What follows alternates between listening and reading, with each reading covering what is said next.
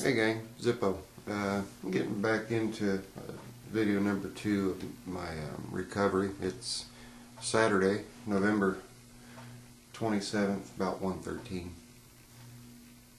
or 1:17 or 1:15, depending on which of the 3 clocks I look at.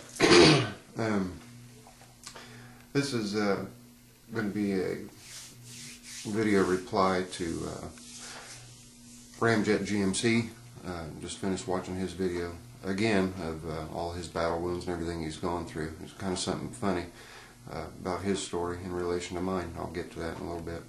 There's also shout out to My Bad Voodoo and wishes for a good recovery. I hope he gets his the bile duct problem taken care of, gets the stones out of there so he can get rid of that back pain. I know back pain all too well, even though mine's spine related and not the bile duct or anything to do with gallbladder or anything.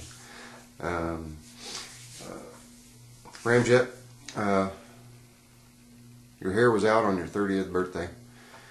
Had all those candles and you realized your mortality on your 30th birthday.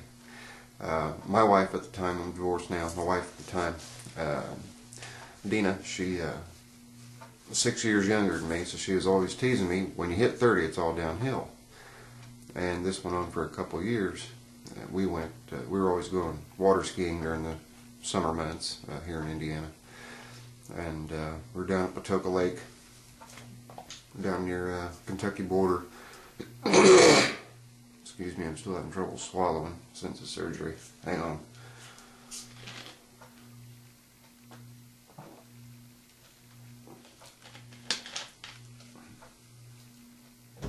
Okay, I think. We're water skiing on my 30th birthday, August 10th, 1996. I still can't swallow. What happened to me? I'm on an e-board. I'm out alongside of the boat, getting ready to come across my boat's wake and do a jump off my boat's wake, flip, and land back down. So hopefully safely. Well, my boat crossed another boat's wake at the exact point that I was crossing my boat's wake. I hit both wakes. Sorry. I hit both wakes and crashed and burned hard. 7 surgeries and 18 months later. I was back to work. So, 30th birthdays, that showed me my mortality also. Since then, I've had a total of 17 operations. Most of them related to muscles, arthritis, and degenerative disc disease, bad back, bad spine. I've got 9 degenerative discs to date. I've broken my back twice, broke T10. When it healed incorrectly, so it has caused scoliosis, so I have a pretty good curvature of the spine. I've had lower back surgery. I've had literally dozens of lower back procedures done, steroid shots, just all kinds of things like that. Actual invasive surgeries. I've had 1, 2, 3, 6. I broke L5 in 2008. I was cleaning out my ornamental pond. Had the sewage guys come out with their soup truck and suck all the water out of the pond. Previous winter had frozen solid because I was taking care of my mother with her health problems, and I lost all my fish, so the water was no good. Had to get rid of it, get everything cleaned out. Well, the guy that was running the soup truck was helping me take the plants out of the water, and there's one real large iris, water iris that I had in there, probably weighed 150 pounds, thereabouts. I grabbed one side, he grabbed the other. he dropped his side. When he dropped his side, L5 snapped and it broke vertically. When it did, it opened up like this. And dummy me, I thought all I did was threw my back out, and typically, 4 or 5 days, I'm back to feeling okay. 3 weeks later, I wake up and I'm paralyzed.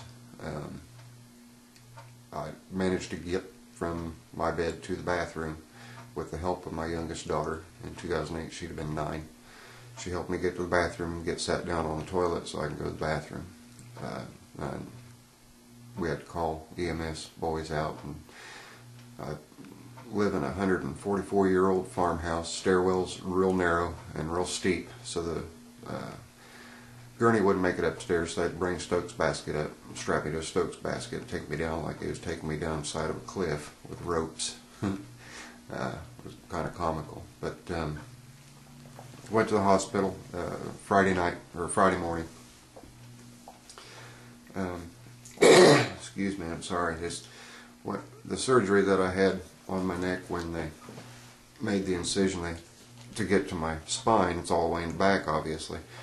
They had to open everything up and move my esophagus and my trachea out of the way so they can get their tools in, and it stretched everything out. Well, you can hear my voice is scratchy and crackling. I'm having trouble with my trachea. I have trouble eating. I'm having trouble talking. Having trouble swallowing and breathing. It'll all clear up when everything springs back into normal shape. Everything's still all whopper jawed down there. It's only been, what, 6 days, 5 days.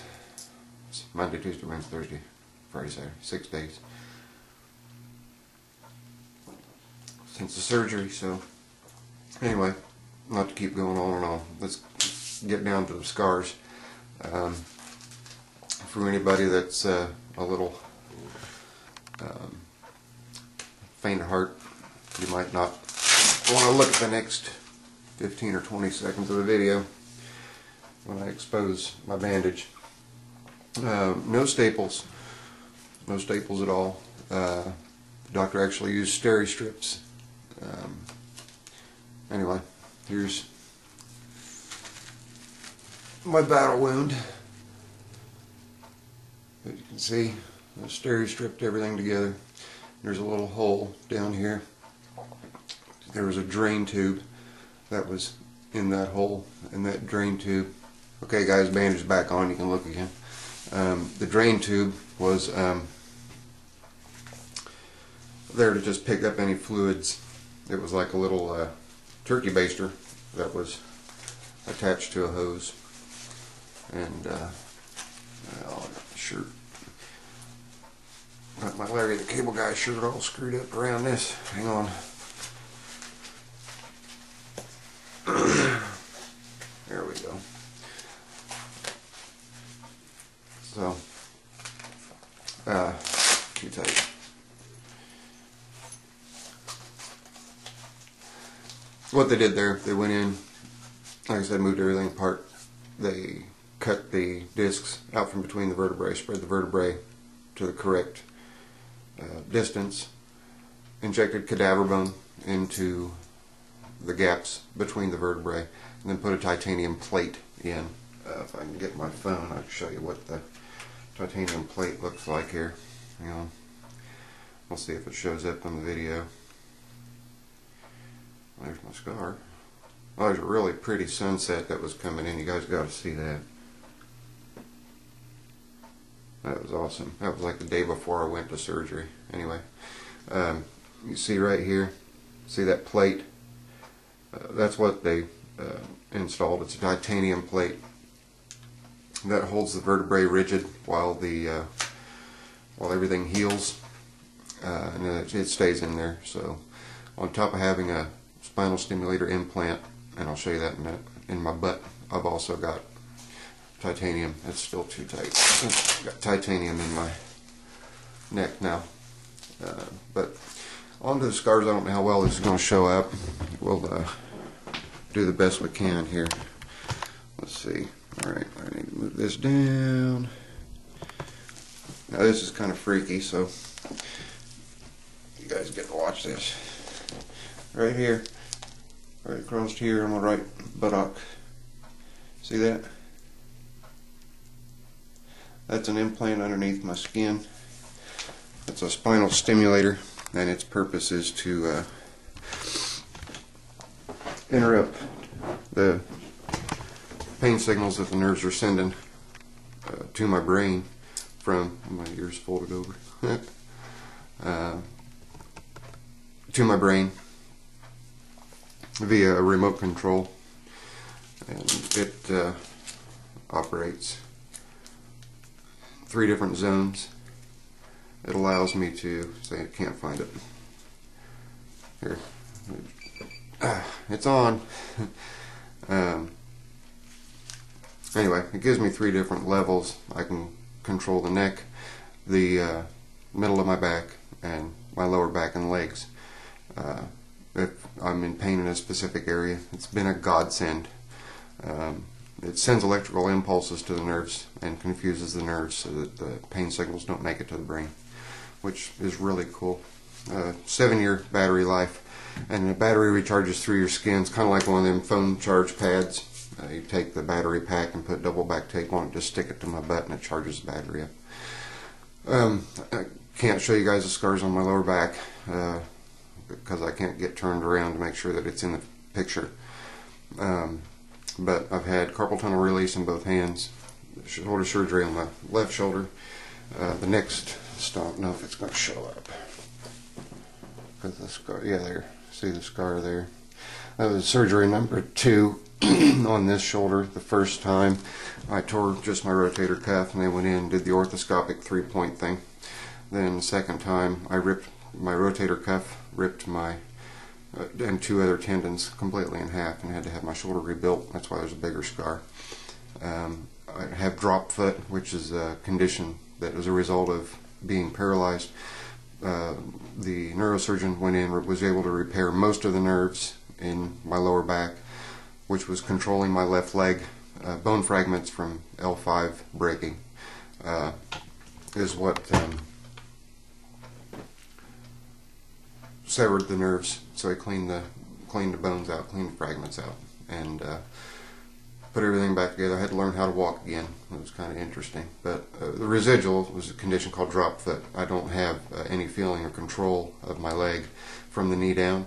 So my Achilles doesn't lift like it's supposed to when you take a normal step. So I have to wear, hang on just a second.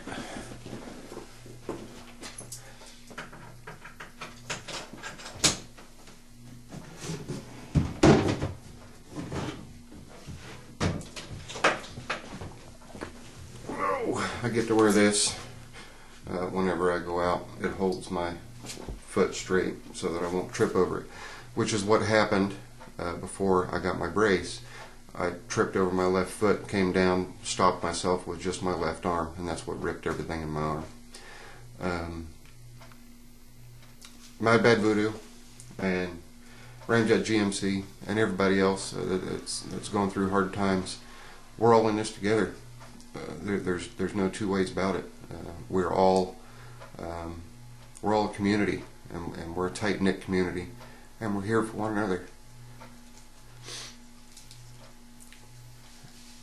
And that's the way that it has to be. Mr. Bullet 45, Bill, wonderful guy. There's a lot of other fantastic people out there. I've got friends all over the world thanks to YouTube. Sean over across the lake. Excuse me. Sean down in Florida. I've got Chunk Charles across the lake. A lot of friends from Simple Tractors. A lot of friends from Michael's Tractors. And a lot of friends that are into the firearms and the gun scene. I want to thank all of you. Every last one of you. If it wasn't for your guys' drive, and I wouldn't be doing the videos. I'm at 14 minutes and 45 seconds. God bless. We're here for the long haul. This is Zippo. Later. I'm out.